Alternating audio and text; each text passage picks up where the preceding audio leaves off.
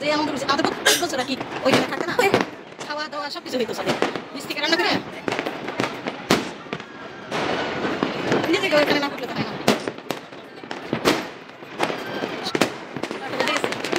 মনে হয় পরে জিজ্ঞেস করে নাকি নিজেদের সাথে পুরাই লাগছে না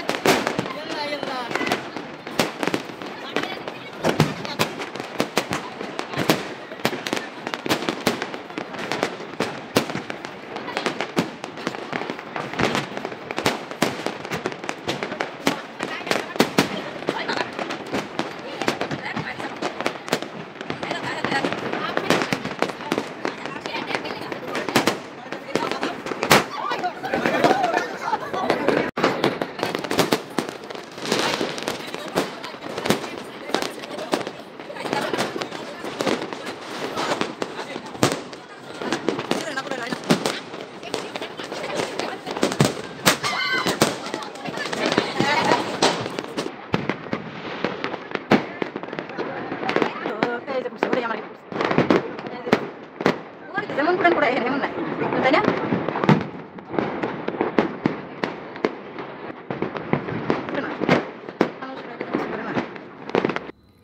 আসসালামু আলাইকুম হ্যাপি নিউ ইয়ার আশা করছি সবাই ভালো আছেন নতুন বছরের শুভেচ্ছা নিয়ে শুরু করলাম আজকের ভিডিওটি শুরুতে দেখিয়েছি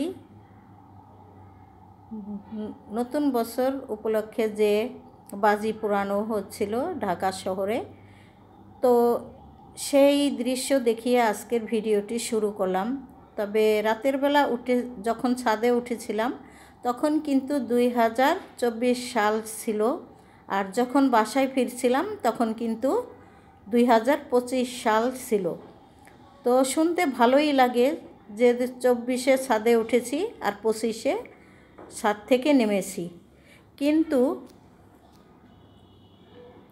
দেখতে দেখতে আমাদের জীবন থেকে কিন্তু আরও একটা বছর চলে গেল তারপরেও কিন্তু ভালো লাগে নতুন বছরের আগমন গত বছর যেমনই গিয়েছে সবার আলহামদুলিল্লাহ ভালো কাটছে আশা করছি 25 সালও সবার ভালো সেই দোয়াই করি তবে যে আনন্দ ফুর্তিটা হয় এটা কিন্তু আসলে প্রত্যেক বছরই আমরা করি এই বছর একটু কম হয়েছে ভিডিওগুলো সব কিছুই কিন্তু আমার অন্ধকার লাগছিল ছাদে তেমন লাইটিং ব্যবস্থা ছিল না যাই হোক যতটুকুই আপনাদের সাথে শেয়ার করেছি আর এই আনন্দ ফুর্তিগুলো কিন্তু পুরান ঢাকাতেই বেশি হয় আমাদের বাসা যেহেতু এদিক দিয়ে ওয়ারির এদিকে কারণে কিন্তু আনন্দটা আমাদের এখানে একটু বেশি হয় তো আগে যে বাসাতে ছিলাম সেই বাসাতে আরও বেশি হতো এবং রাতের বেলা ছাদে উপরে ওয়াল কমিটি বাসার সবাই মিলে আমরা কিন্তু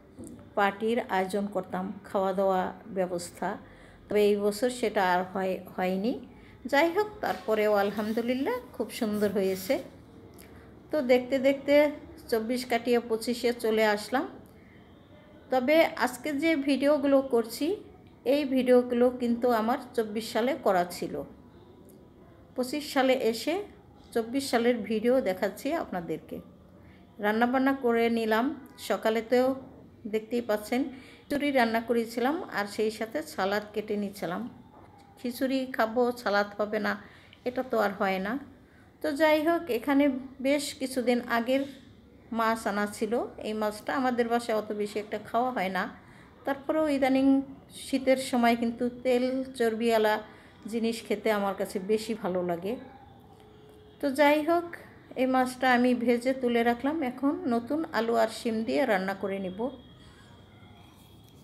আর সবার কাছে বলবো আমাদের জন্য দোয়া করবেন যেন 25 ভালো কাটাতে পারি তো বেশ কিছুদিন আমি কিন্তু ভিডিও করতে পারিনি কারণ আছে তার একটা 26 তারিখ বাড়ি গিয়েছিলাম হঠাৎ করেই বিয়ের দাওয়াত বা বিয়ের নিমন্ত্রণ ছিল তো চলে গিয়েছিলাম খুশিতে ভালোই লাগছিল তবে ভিডিও করতে দিক থেকে খারাপও লাগছে বিয়ের কিছু বেশ সুন্দর ভিডিও করে রেখেছি এখনো পর্যন্ত ওইগুলো আমি আসলে আপলোড করতে পারিনি পারবো কিনা তাও জানি না আগে যদি দেখবো আমি যাদের ভিডিও তারা যদি আপলোড করে বা তাদের ফেসবুক বা যদি আমি দেখতে পাই, তাহলে হয়তো আমি কিছু একটু তার সাথে শেয়ার করব। তা না হলে কোনো কিছুই আমি করার পারমিশন তো পাইনি। অন্যের বউ বা অন্যের ব্যক্তিগত জীবন নিয়ে আমার ইউটিউব চ্যানেলে কিছু করার, যাই হোক আমি সেটা করব না। আর যদি অনুমতি পাই তাহলে আপনাদের সাথে এভাবে আমি শেয়ার করব। সেই কারণে আমার নিজস্ব কোনো ভিডিও আমি আসলে শেয়ার করতে পারিনি। তো 26 তারিখে গিয়েছিলাম, 27, 28, 29 তারিখে আবার চলে এসেছি।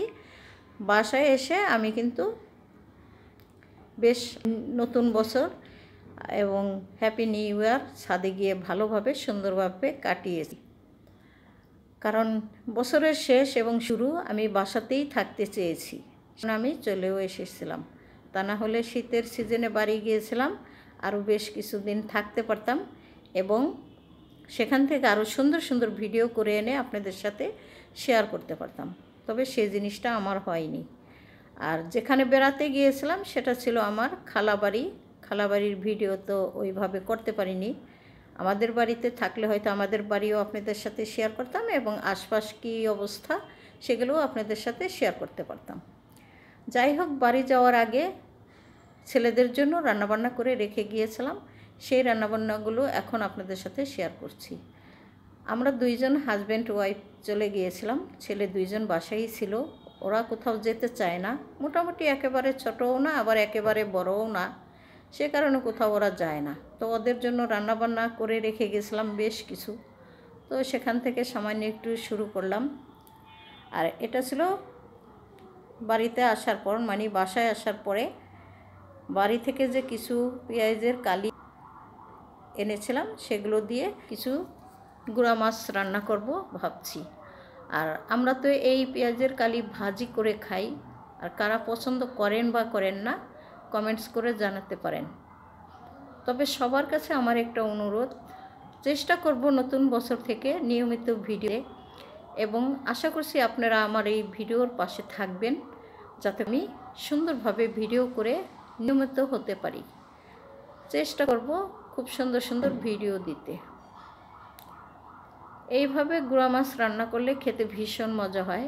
অনেকে একেবারেই হালকা হলুদ মরিচ দেয়, তবে গুঁড়া মাছে কিন্তু একটু, গুঁড়া মাছ বলতে যেই ধরনের মাছে আঁশ থাকে সেই মাছগুলো কিন্তু এইভাবে একটু মশলাপাতি বেশি দিয়ে রান্না করলে তাহলে কিন্তু একেবারেই গন্ধ থাকে না। অনেকে অনেক হালকা মশলা দিয়ে খেতে পছন্দ করে, তবে হয়তো সুন্দরই হয়, খারাপ লাগে না আশা করছি। আমি এইভাবেই রান্না করি। তো এই পেঁয়াজের কালি ভাজি করতে কিন্তু কিছুই লাগে না। এখানে শুধু শুকনো মরিচ ফোড়ন দিয়ে সামান্য একটু লবণ দিয়ে কাঁচামরিচ কেটে দিয়ে রান্নাটা করে নিলেই হয়। একটু ভাজা ভাজা বেশি করলে বেশি ভালো লাগে। একবার হলেও খেয়ে দেখবেন, আশা করছি ভালো লাগে। ডিম দিয়ে দিতে পারেন, তাতেও খারাপ হবে না। দেখতে দেখতে প্রায় অনেক কিছুই শেষ করে ফেললাম, ভিডিওর কাছাকাছি চলে এসেছি শেষ পর্যায়ে। তো যাই হোক, রান্নাবান্না শেষ হতে না হতেই আমাদের কিন্তু আবার ক্ষুধা লেগে গেছে। তো ডাইনিং টেবিলে নেওয়ারও সুযোগ পেলাম না। যাই হোক, এখান থেকেই খাবারটা একজনকে দিয়ে দিলাম, সে খেয়ে যাক, তারপরে আমরা সুন্দর করে পরিপাটি করে খেয়ে নেব। যাই হোক, এই তো রান্নাগুলো ভীষণ মজা হয়েছিল, একেবারে সিম্পল খাবার, খেতে অসাধারণ। বিদায় নিয়ে নেব আমি। বিকেলবেলা হালকা একটু পিঠা বানিয়েছিলাম, সেগুলো আপনাদের সাথে শেয়ার করলাম। শীত বলে কথা। তো সবাই ভুল ত্রুটি ক্ষমা করবেন, গত বছরের যত ভুল ত্রুটি আছে মাপ চেয়ে নিলাম।